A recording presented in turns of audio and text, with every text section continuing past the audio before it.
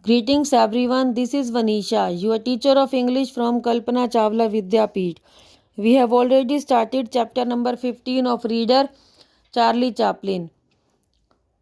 इसमें बेटा आपको बताया गया था किस तरह से चार्ली चैपलिन एक बच्चा था, उसको स्टेज पे मैनेजर ने चढ़ा दिया था कि अपना अपीयरेंस देगा, वो स्टेज पे शो करेगा और उसके बाद वो स्टार बनता चला गया था।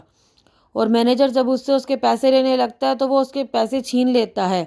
वो कहता है कि मेरे यहाँ इसको लोग मजाक समझ के उसके ऊपर हंसने लग जाते हैं। After that as Hannah was not able to get her voice back, कि जैसे हैना की हैना अपनी आवाज़ पूरी तरह से वापस पाने में असमर्थ थी, मतलब उसकी आवाज़ अच्छी तरह से वापस नहीं आ रही थी।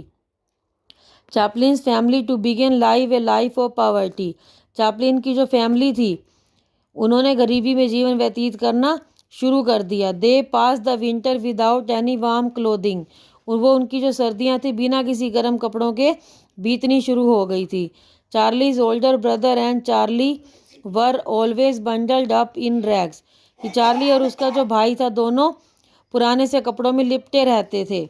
One day totally disheartened Chaplin said to his mother, एक दिन दुखी मन से उदास मन से चार्ली अपनी मदर को कहता है I wish we all were dead, कि मैं भगवान से प्रार्थना करता हूँ कि हम सभी मर जाएं।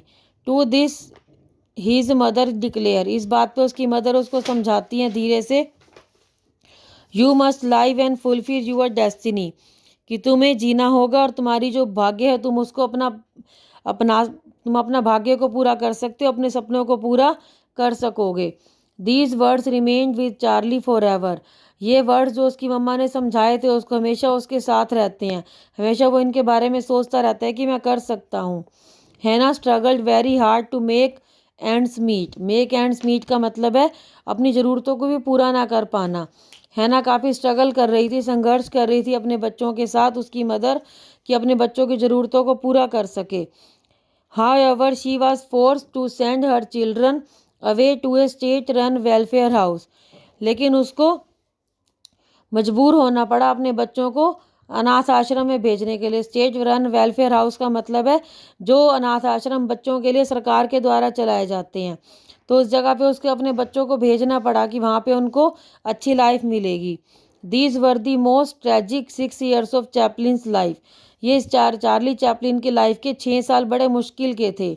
Over the years Hannah began to show signs of the mental instability and her children were sent to an orphanage, कि जैसे जैसे टाइम बीतता गया उसकी मदर हैना थी, उसके मेंटल इंस्टेबिलिटी के साइंस नज़र आने लगे, मतलब उसकी मदर पागल होने लगी और उसके बच्चों को अनाथ आश्रम में भेज दिया गया।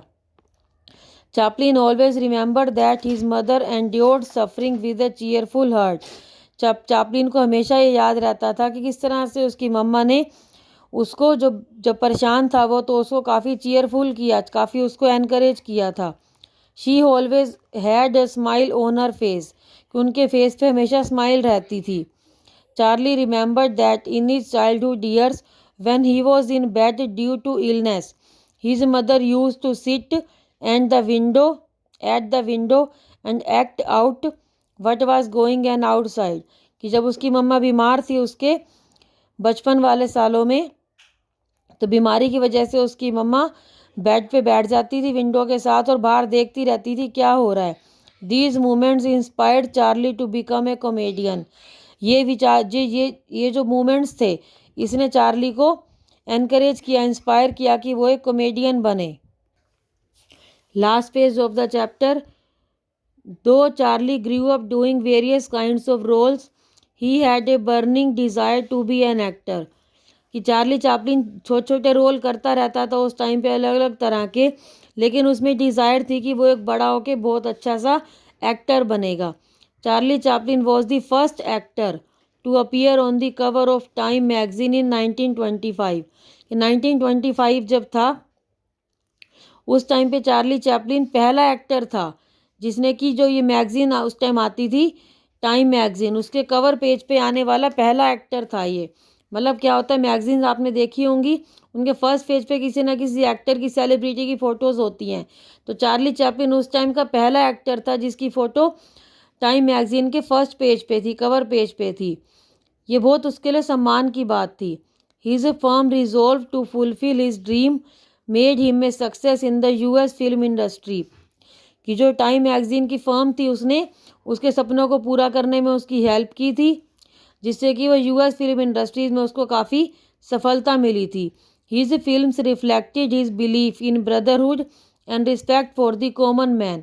कि उसकी जो फिल्में थी, चार्ली चैपलिन की फिल्म्स थी, वो रिफ्लेक्ट करती थी, मतलब उनसे पता चलता था कि किस तरह से भाइयों में आपस में प्यार होना चाहिए और कॉमन मैन के लिए, सबके सबके लिए हमारे मन में रिस्पेक्ट होनी चाहिए। The words from Charlie's favourite song. Charlie जो गाना गाता था उसके जो वर्ड्स तो आपको दे रखे हैं, आप इसको नेट पे सर्च भी कर सकते हो। You can't find a rainbow if you are looking down. इसका मतलब क्या है कि आप रेनबो हमेशा कहाँ पे होता है, रेनबो स्काई में होता है। अगर आप नीचे देखोगे तो आप रेनबो को नहीं देख सकते। मीन्स अगर आपको सफलता प्राप्त करनी है तो आपको मेहनत करनी पड़ेगी। Understood students? Thank you, have a nice day.